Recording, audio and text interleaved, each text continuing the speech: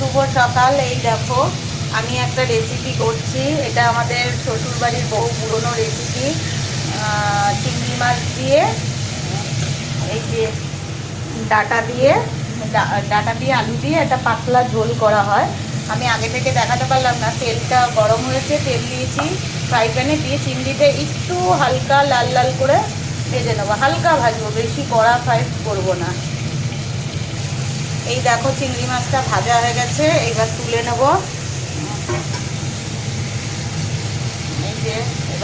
এই যে আমি এই ফুলগুলো দিয়েছি, আমাদের বাড়িতে খুব ভালোবাসে খেতে, তাই এইবার সব তুলে দিচ্ছি কড়াই থেকে। ভাজা হয়ে গেছে, এটা বেশি ভাজলে ভালো লাগবে না, তাই তুলে দিচ্ছি। তেল গরম হয়ে গেছে, আর একটু তেল দিয়েছিলাম, এইবার দিয়ে দেবো এই যে জিরে ফোড়নে দিয়ে দিলাম, জিরে ফোড়ন দিয়ে দিলাম।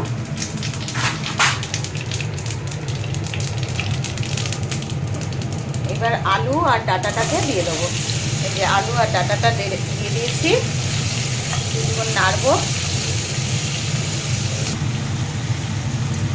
এই যে একটু ভাজা হয়ে গেছে লাল লাল করে, এইবার দিয়ে দেবো হলুদ গুঁড়ো, জাস্ট কাঁচা লঙ্কা দিয়ে করবো, একটুখানি লঙ্কার গুঁড়ো,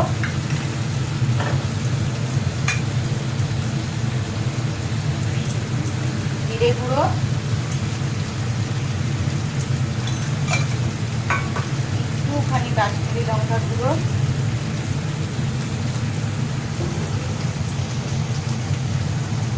আর অল্প একটু ধনে গুঁড়ো দিয়ে দিলাম, আর সঙ্গে নুন দেবো।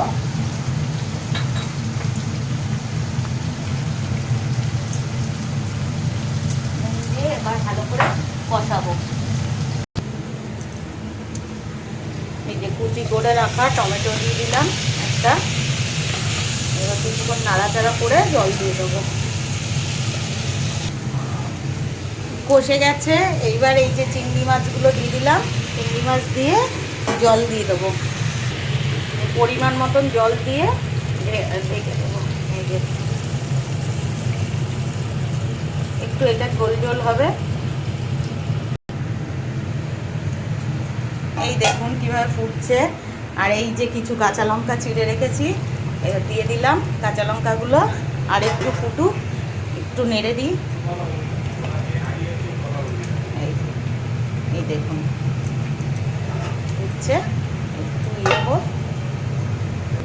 এবার ঢাকনাটা খুলে দেখি, এই যে হয়ে গেছে তরকারি। টাটা।